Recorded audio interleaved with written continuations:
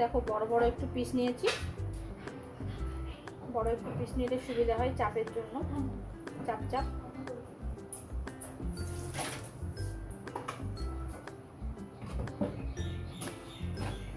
পরিমাণ মতো লবণ দিলাম,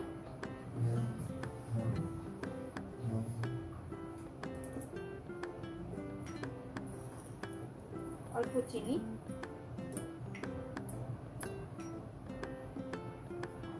ধনে গুঁড়ো, লঙ্কার গুঁড়ো, এটা ঝাল লঙ্কার গুঁড়ো।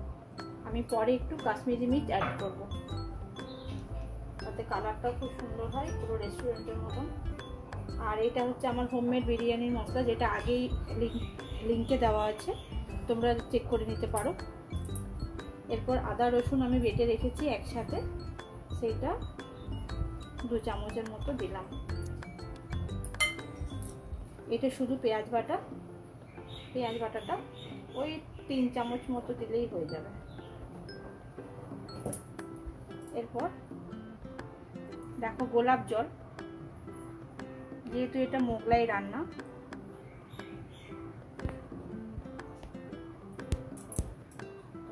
এই ফ্লেভারগুলো না দিলে তো ওগুলো হয় না।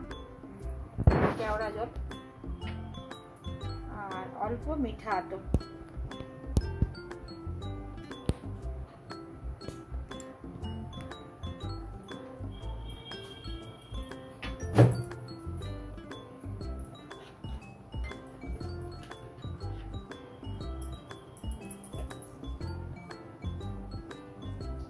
চামচ ঘি,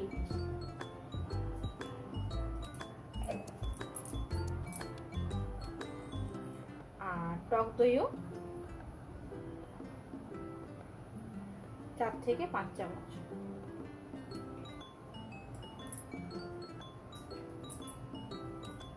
দিয়ে অল্প ভালো করে একটু মেখে নিই।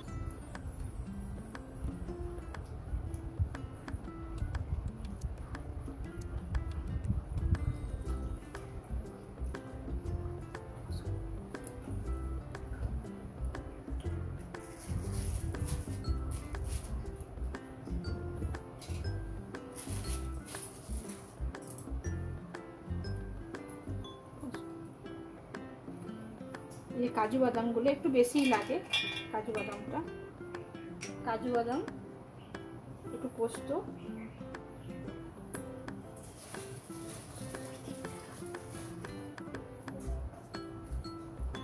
আর চারমগজ 2 চামচ।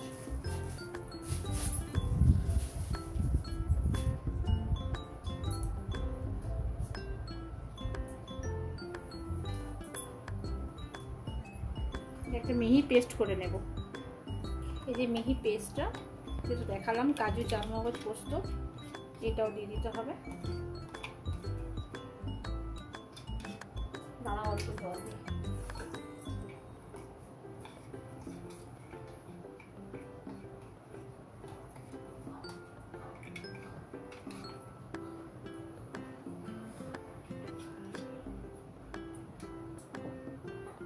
এখানে ছাতু, তোমাদের কাছে যদি ছাতু না থাকে তাহলে বেসনও দিতে পারো, একটু শুকনো খোলায় ভেজে।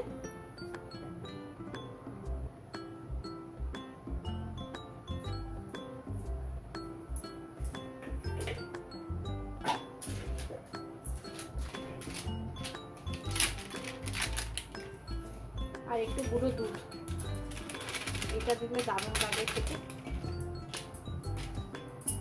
দিয়ে আবারও ভালোভাবে মেখে নেব, দিয়ে 3 থেকে 4 ঘন্টার মতো রেখে দেবে ম্যারিনেট করে।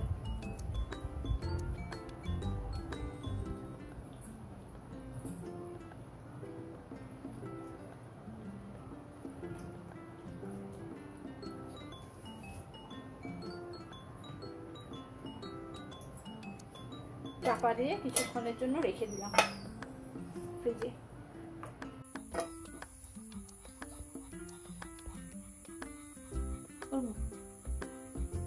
সাদা তেল দিলাম আর একটু গরম মশলা ফোড়নে দিয়ে দিলাম। চিকেনটা দেখো, এই যে ম্যারিনেশন করে রেখেছিলাম 5 থেকে 6 ঘন্টা হয়ে গেছে। এই মতো অবস্থায় মশলাটা একটু ঝেড়ে ঝেড়ে নিয়ে একটু ভাজতে দিয়ে দেবো।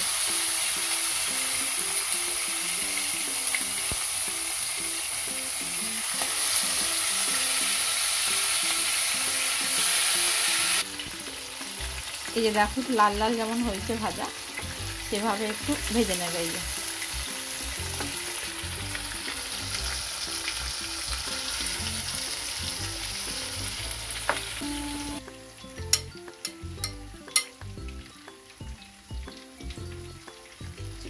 ওই মশলার মিক্সটা এর ওপরে দেখো, এই যে ভাজা হয়ে গেল, এর ওপরে ঢেলে দেবো।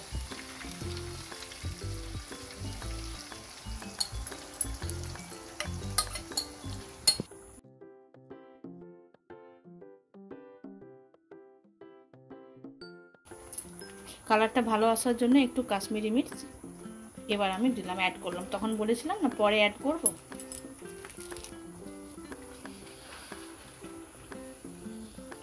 ভালোভাবে মিক্স করে নেবে।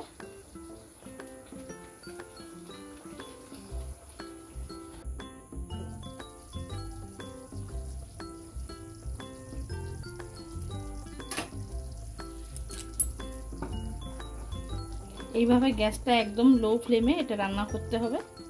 দেখবে আস্তে আস্তে তেলটা উপরের দিকে ভেসে উঠছে আর চিকেনটা সেদ্ধ হয়ে যাবে।